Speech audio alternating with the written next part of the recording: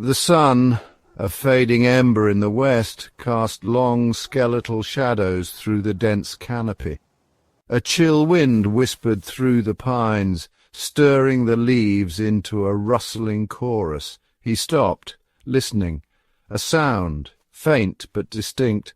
A dog barking, far off. He wasn't alone then. A flicker of relief quickly extinguished by a prickle of unease. The bark was high-pitched, almost mournful. He hadn't seen any other campers for miles. Twilight deepened, swallowing the last vestiges of daylight. He huddled closer to the fire, its flames offering scant warmth against the encroaching chill. The woods felt different now, alive, watching. The distant barking continued, intermittent, unsettling. He tried to ignore it, tried to focus on the crackling fire, the smell of wood smoke, but the sound wormed its way into his thoughts, a persistent, nagging unease. Something wasn't right. He could feel it in his bones. A rustle in the undergrowth. He spun around, heart-pounding. A pair of eyes, gleaming in the darkness, then a shape emerged from the trees. A dog, its ribs visible beneath its matted fur. It was emaciated, starved. He called to it, his voice hesitant. The dog didn't move. It just stood there, staring at him, its eyes burning with an unnatural intensity. He reached out a hand, but the dog flinched, a low growl rumbling in its chest. He backed away slowly, never taking his eyes off the creature. Its eyes held his gaze, burning like embers in the darkness. There was something strange about them, something ancient, knowing. They weren't the eyes of a normal dog. He tried again to coax it closer, offering it a piece of jerky. The dog didn't react. It just stood there, unmoving, its gaze unwavering. He felt a shiver run down his spine. This was no ordinary animal. The dog's silence was more unnerving than any growl. It watched him, its gaze unwavering, yet it made no move toward the offered food. Hunger, a primal instinct, seemed absent in this creature. He tossed the jerky closer. The dog didn't even blink. It was as if the creature existed outside the natural order, untouched by needs or desires. The hair on the back of his neck prickled. He was in the presence of something uncanny. Section 6, an unearthly stillness. He held his breath, the silence of the woods pressing in on him. Even the wind seemed to hold its breath, the rustling leaves falling silent. The dog remained motionless, a statue carved from shadow and moonlight. He had never seen anything like it. No panting, no wagging tail, no sign of the usual canine eagerness. It was as if the creature were frozen in time, a snapshot of an animal long gone. Section 7, Recognition and Terror. This is a tale that delves deep into the human psyche, exploring the thin line between recognition and terror, where the familiar turns into the unknown and the known becomes a source of fear. And then it hit him. The stillness, the eyes, the way the forest seemed to hold its breath, every rustle of leaves, every snap of a twig amplified his growing dread. His heart pounded in his chest, each beat a reminder of his vulnerability. The eyes, glowing eerily in the dark, seemed to pierce through the veil of reality. They were not just eyes, they were windows to another realm, a place where the natural order was upended and the rules of the living did not apply. He wasn't looking at a living creature. No, this was something far more sinister, a presence that defied explanation, a spirit tethered to the world by some unfinished business, a ghostly figure that seemed to exist outside the bounds of time and space. This was something else, a spirit tethered to the world by some unfinished business. The fog around him thickened, the air grew colder, and the sense of dread deepened. It was as if the forest itself was alive, watching, waiting. Terror, cold and sharp, pierced the growing unease. His breath came in short, ragged gasps, his body trembling with fear. He could feel the presence closing in, an invisible force that seemed to wrap around him, squeezing the air from his lungs. He scrambled backward, knocking over his camp stool. The sudden movement broke the trance, but only for a moment. His mind raced, trying to make sense of the impossible, to find a way out of this nightmare. The sound, sharp and sudden, broke the spell. The forest came alive with noise, animals scurrying, leaves rustling, as if the very fabric of reality was tearing apart. He knew he had to move to escape, but his legs felt like lead. The dog, the spirit, turned its head slightly, as if hearing the sound for the first time.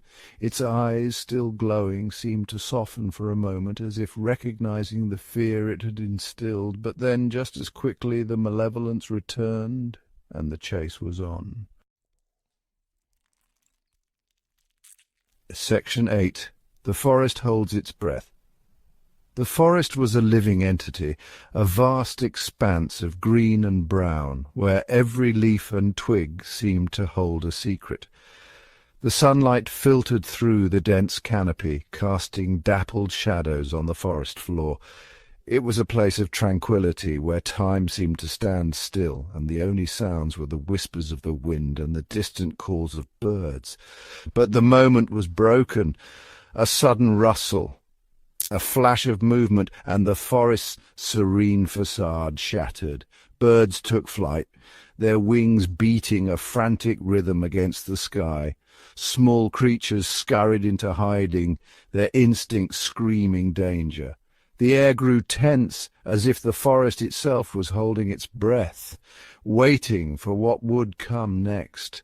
The wind sighed through the trees, rustling the leaves.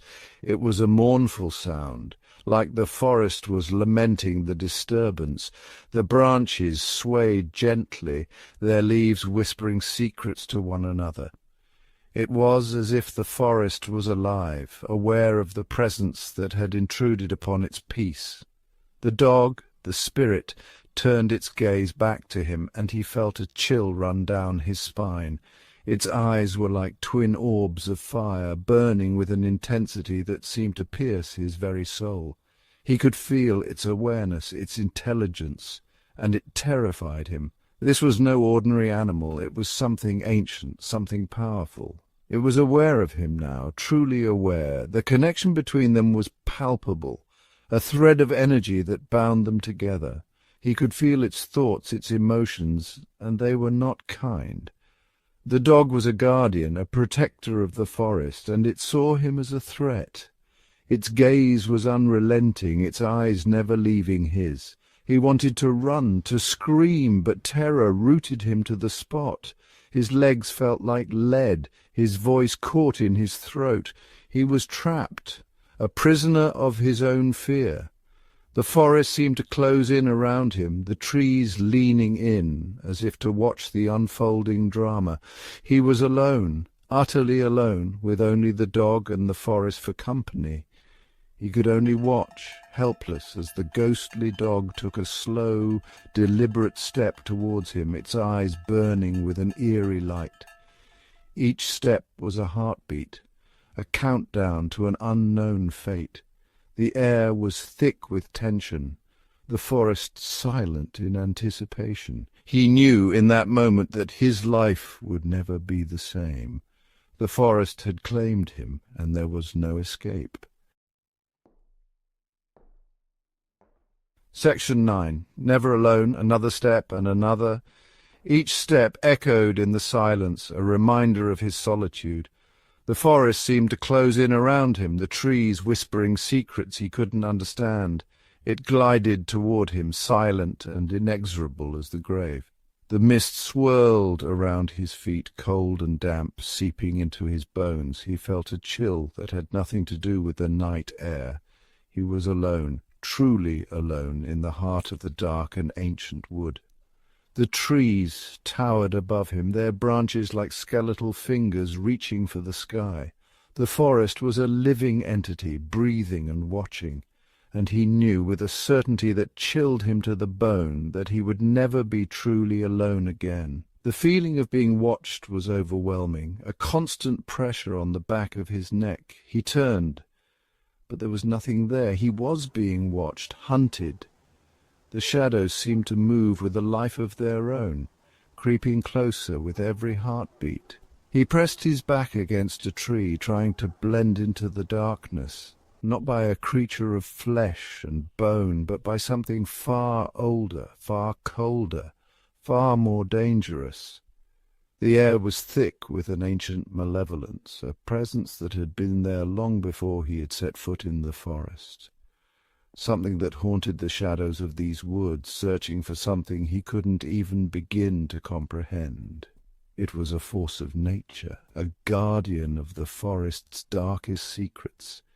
He felt its eyes on him, unblinking and relentless. Panic surged through him, and he broke into a run.